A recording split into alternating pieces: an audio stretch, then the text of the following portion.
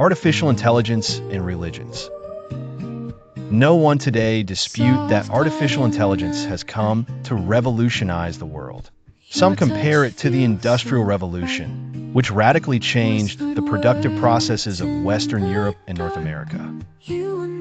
At first, artificial intelligence is changing processes, improving, automating, and making human intervention more and more dispensable.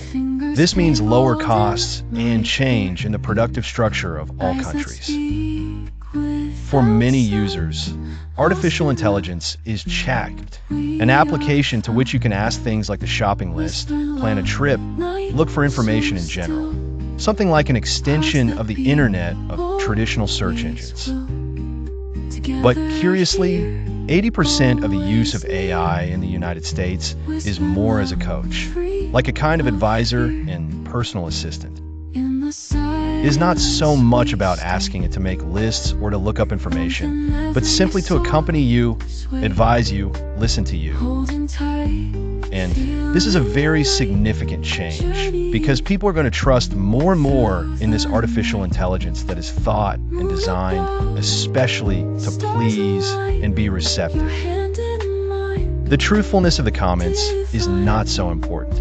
What is fundamental is machine-man assertiveness. In the future, it is very likely that artificial intelligence will reach very human sectors, such as nursing homes. Small, very expressive robots can be of great help to many old and lonely people. And if this works to care for the elderly, it can also work for society in general. For example, justice. If justice is based on applying laws, this can be done very easily by artificial intelligence and be as equitable as possible, including exculpatory circumstances, etc. The AI judge can make a perfect calculation of offenses and reparations that will surpass in many cases a human being, since human beings are susceptible to being influenced by economic, social, etc. interests. But we are not going to talk about justice without mentioning politics, because artificial intelligence could also be applied to technical political government.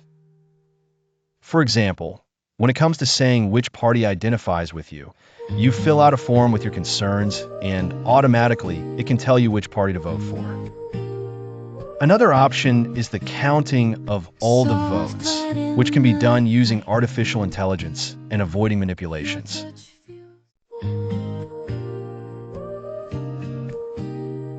But we're going to look at everything from another perspective, more psychological and spiritual, returning to the idea of coaching and if people, human beings, trust a machine more than another human being. Let's imagine adolescence, a time full of insecurities in which everyone seeks to find himself. Today, in our nihilistic, hyper-consumerist society, we can say that many people are eternal adolescents still searching for their own personality. Now let's put an AI that knows them very well, trained with their own life, with their history on Facebook, TikTok, Instagram, or other social networks, that knows everything that has happened, that has access to all their photos, all the posts, everything they have done. This personalized AI can advise them very well, remind them of events that have happened, tell them, look what happened to you the other time when something similar happened to you. AI can look for behavior patterns. And this is very psychological. Patterns that can help people understand why they act in a certain way. All this makes the perfect and free coach. Free, depending on which company offers you the service, or if you yourself train your AI on your machine.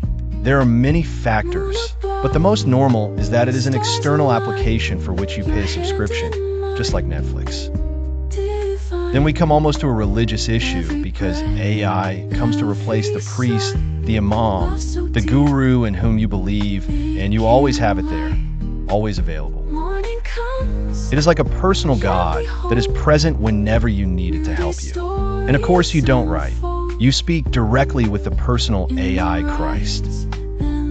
And this has many implications because it is just beginning now.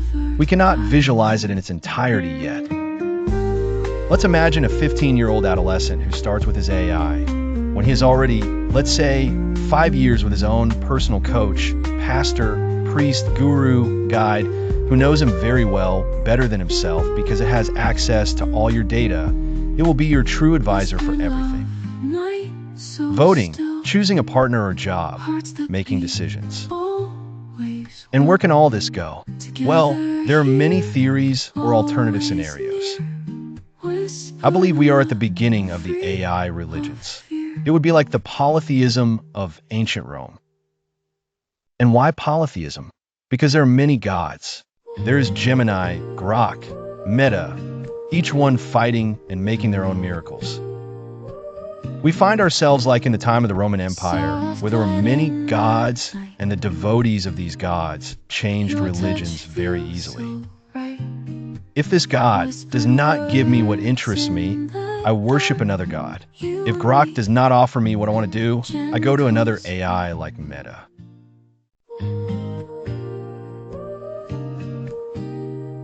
The AI prayers even use different APIs, which would be like making offerings to the different gods. In antiquity, the same thing happened. Offerings were made to the most important gods. In this polytheistic panorama, ChatGPT would be like the first of the religions. DeepSeek would be a revised Buddhism that enters strongly into the pantheon of the new religions. And where are we going? Years, decades must pass. Earlier we talked about 5 years. To see it all in perspective, we will need 50. And if we look at the past, what happened with the religions of many gods? In the end, they unified in one, which was Christianity, although it also had many sects at its origin until the Council of Nicaea, which was the one that unified Christianity from imperial power. Think of China installing a national AI controlled by the party and that censors unofficial AIs. The same thing Constantine did with Christianity in its beginnings. State religion unified in its dogma. And it is possible that there is a messiah, a human being, the CEO of a big company who possesses the total AI.